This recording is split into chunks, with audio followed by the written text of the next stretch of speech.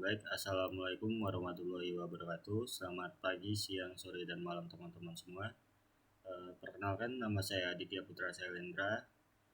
Saya merupakan mahasiswa semester 6 Program Studi Ilmu Pemerintahan, Fakultas Hukum, Jurusan Ilmu Sosial dan Ilmu Politik, Universitas Jambi.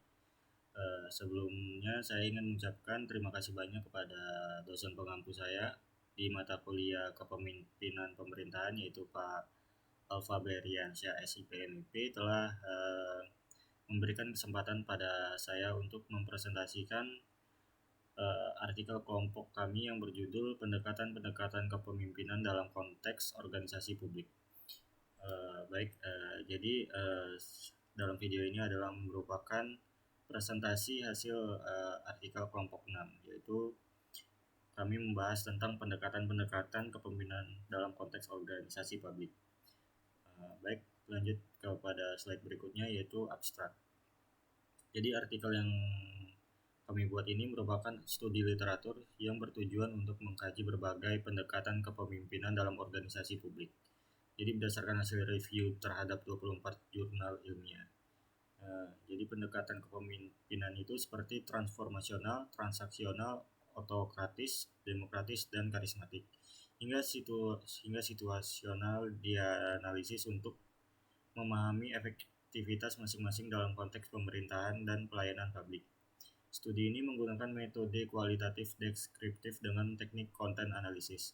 Hasil kajian menunjukkan bahwa pendekatan transformasional dan partisipatif cenderung lebih efektif dalam meningkatkan kinerja, kepercayaan, dan inovasi organisasi. Sementara pendekatan otokratis kurang adaptif terhadap dinamika organisasi modern. Di kajian ini diharapkan dapat memberikan kontribusi dalam pengembangan strategi kepemimpinan di sektor publik. Baik, lanjut kepada pendahuluan.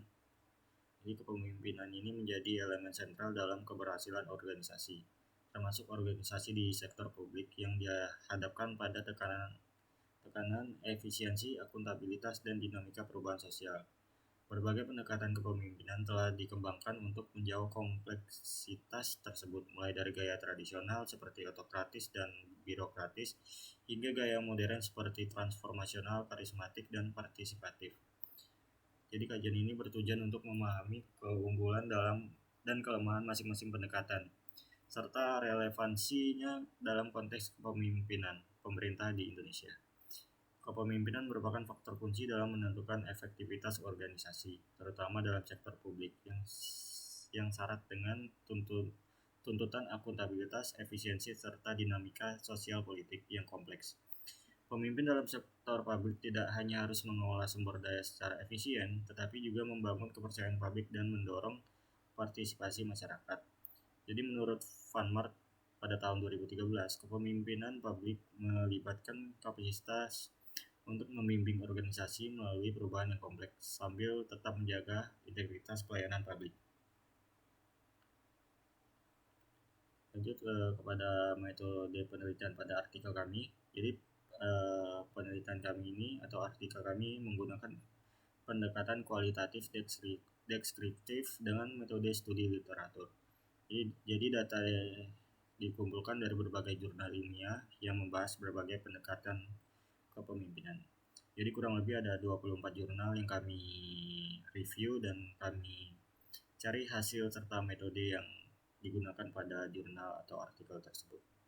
Jadi teknik analisis yang digunakan adalah analisis isi tematik yang berfokus pada kelebihan, kelemahan, dan hasil implementasi tiap pendekatan dalam organisasi publik. Jadi hasil review artikel atau jurnal yang kami dapat adalah berjumlah 24 jurnal.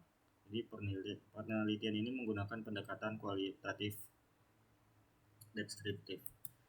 Berikut adalah 24 jurnal tersebut. Yang pertama ada pendekatan kepemimpinan yang menginspirasi perubahan yang fundamental. Jurnal ini ditulis oleh Mutia Amanda Nasution dengan metode deskriptif kualitatif atau field research atau penelitian lapangan, wawancara, dan observasi serta penyajian data. Jadi hasil dari penelitian oleh Mutia Amanda Nasution ini adalah Beliau menyimpulkan bahwa kepemimpinan yang efektif memainkan peran penting dalam memotivasi karyawan. Dengan gaya dan praktik kepemimpinan tertentu yang secara signifikan mempengaruhi tingkat inovasi, hasilnya menekankan pentingnya kepemimpinan adaptif dalam mengatasi beragam kebutuhan karyawan untuk menumbuhkan tenaga kerja yang termotivasi dan produktif. Lanjut kepada penelitian yang berjudul membentuk karakter kepemimpinan pada peserta didik melalui pendekatan pembelajaran deep learning. Penelitian ini dilakukan oleh Muhammad Tisna Nugraha dan Aan Hasanah. Jadi penelitian mereka tersebut menggunakan metode penelitian studi kepustakaan. Hasil dari jurnal ini adalah mengidentifikasi nilai-nilai kepemilikan yang dapat ditanamkan pada peserta didik yang meliputi sikap, perilaku inovatif, kreatif, keadilan, kebijaksanaan, kesederhanaan, pengabdian, dan kejujuran. Nilai ini dianggap penting untuk membentuk karakter pemimpin yang ideal. Selain itu, nilai-nilai kepemimpinan juga merujuk pada sifat yang diakui oleh Rasulullah Shallallahu Alaihi Wasallam, seperti sidik atau jujur, amanah, dapat dipercaya, dan tablik menyampaikan, dan fatanah. Lanjut kepada jurnal yang ketiga, yaitu kepemimpinan pendekatan sifat dalam organisasi oleh M. Fahri Nursalim, Agustin Pratiwi, Sanida Nisa Farasi, Muhammad Isa Ansori. Jadi penelitian ini menggunakan metode penelitian pustaka. Jadi hasil dari penelitian tersebut adalah menegaskan bahwa sifat individu memang berperan penting dalam kepemimpinan, tapi efektivitasnya juga sangat dipengaruhi oleh konteks dan lingkungan organisasi. Lanjut pada jurnal keempat yang kami review, yaitu kinerja guru, pendekatan kepemimpinan transformasional kepala sekolah dan motivasi kerja guru, oleh Agustin Pratiwi, Sanida Farasi, Muhammad Isa Ansori.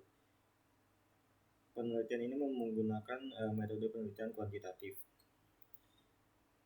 Jadi guru di beberapa SMK negeri di Kabupaten Goa sebagian besar berada pada kategori tinggi kepemimpinan transformasional kepala sekolah. Pada beberapa SMK negeri Kabupaten Goa sebagian besar berada motivasi kerja guru terdapat pengaruh positif dan signifikan kepemimpinan transformasional kepala sekolah terhadap kinerja guru.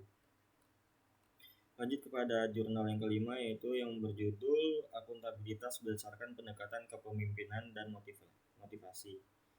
Jurnal ini ditulis oleh Siti Fustina dan Muhammad Angionali. Jadi hasil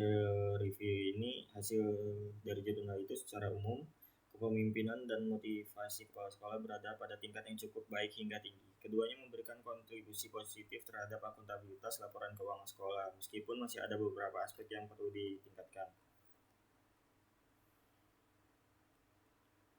Lanjut kepada jurnal yang keenam, yaitu penerapan pendekatan kepemimpinan situasional oleh kepala sekolah SMK Islamiyah Ciputat. Penulis dari jurnal ini adalah Zibran Bizani. Hasil dari jurnal ini adalah kepemimpinan situasional di SMK Islamiyah Ciputat terbukti efektif dalam meningkatkan kinerja dan motivasi tim. Pendekatan yang adaptif serta responsif terhadap kebutuhan individu dan situasi yang dihadapi sangat krusial dalam upaya menciptakan pengelolaan pendidikan yang berkualitas. Kepemimpinan pendekatan sifat dalam organisasi oleh M. Fahri Nursalim, Agustin Pratiwi, Sanida Nisa Farasi. Jadi pendekatan dalam sifat dalam organisasi ini masih relevan dalam konteks modern sebagai alat identifikasi dan pengembangan kepemimpinan, meskipun perlu diintegrasikan dengan teori lain agar efektif dan komprehensif. Lanjut ke jurnal yang ke-8, yaitu yang berjudul Upaya Pendekatan Kepemimpinan dan Model Kepemimpinan Kepala MI Ma'rif Kemangguan. Jurnal ini ditulis oleh Muhammad Angionaldi. Jadi hasil dari jurnal ini adalah pendekatan sifat masih relevan dalam konteks modern sebagai alat identifikasi dan pengembangan kepemimpinan. Meskipun perlu diintegrasikan dengan teori lain agar efektif dan komprehensif. Mungkin saya hanya bisa menyebutkan 8 jurnal dari total 24 jurnal yang kami review karena keterbatasan waktu dan lain sebagainya. Mungkin lanjut saja kepada slide berikutnya, yaitu adalah pembahasan. Jadi yang pertama, kepemimpinan transformasional. Kepemimpinan transformasional itu ditandai dengan kemampuan pemimpin untuk menginspirasi, memotivasi, dan memberdayakan bawahannya menuju perubahan positif dan inovasi. Pemimpin transformasional biasanya memiliki visi yang jelas, memperhatikan kebutuhan individu, serta memberikan contoh melalui integritas dan komitmen. Dalam konteks organisasi publik, pendekatan ini efektif dalam mendorong reformasi birokrasi, meningkatkan loyalitas pegawai, serta memperkuat budaya pelayanan publik. Yang kedua adalah kepemimpinan transaksional. Pendekatan ini berfokus pada hubungan pertukaran antara pemimpin dan bawahan, yaitu reward atau penghargaan untuk kinerja yang baik dan punishment atau hukuman untuk pelanggaran. Pendekatan ini cocok digunakan di organisasi yang struktur dan prosedurnya sudah mapan. Di sektor publik, kepemimpinan transaksional sering dijumpai dalam institusi birokratik yang menuntut keteraturan dan kepatuhan. Meski tidak mendorong inovasi, pendekatan ini mampu menjaga stabilitas dan efisiensi dalam situasi yang relatif stabil. Lanjut kepada poin nomor 3, yaitu kepemimpinan demokratis atau partisipatif. Dalam pendekatan kepemimpinan demokratis atau partisipatif ini, pemimpin mengajak anggota organisasi untuk terlibat aktif dalam proses pengambilan keputusan. Gaya ini membangun komunikasi dua arah, meningkatkan rasa memiliki dan memperkuat kerjasama tim.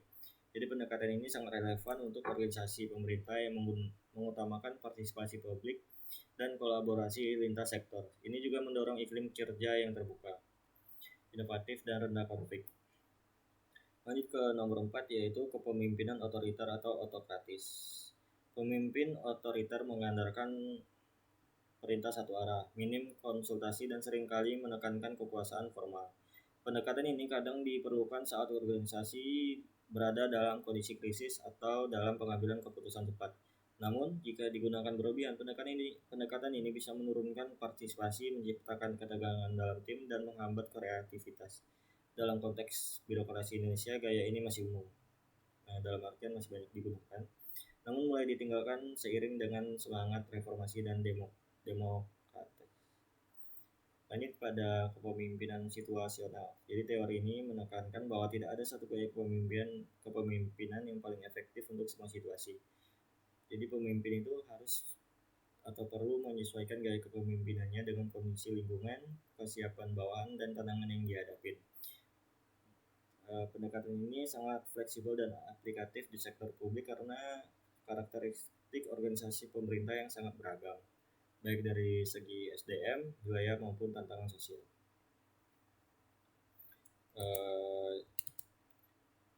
Jadi kesimpulan yang dapat kami simpulkan dari artikel kelompok kami yang berjudul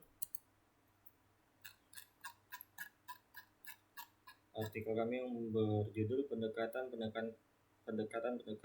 kepemimpinan dalam konteks organisasi publik ini, yang ditulis oleh kelompok 6 yang beranggotakan saya, Aditya Putra Selendra, Aldi Setiawan, Muhammad Kadafi, Dwi Kiananta Putra, Arsal Ramadan, dan Imam Kurniawan. Ini adalah berbagai pendekatan kepemimpinan memiliki kekuatan dan kelemahan masing-masing. Baik dari poin nomor 1 tadi, yaitu adalah kepemimpinan transformasional, yang kedua adalah kepemimpinan transaksional, yang ketiga adalah kepemimpinan demokratis atau partisipatif, dan yang keempat adalah kepemimpinan otoriter, dan yang terakhir adalah kepemimpinan situasional. Jadi dari 5 pendekatan tersebut, tidak ada satu model yang ideal untuk semua kondisi. Namun pendekatan transformasional dan partisipatif itu terbukti paling sesuai Untuk tantangan kepemimpinan di sektor publik saat ini menuntut akuntabilitas, partisipasi, dan inovasi. Jadi pemimpin yang adaptif itu atau pemimpin yang bisa menyesuaikan sesuai keadaan itu dan berintegritas dibutuhkan untuk menjawab tantangan birokrasi yang modern.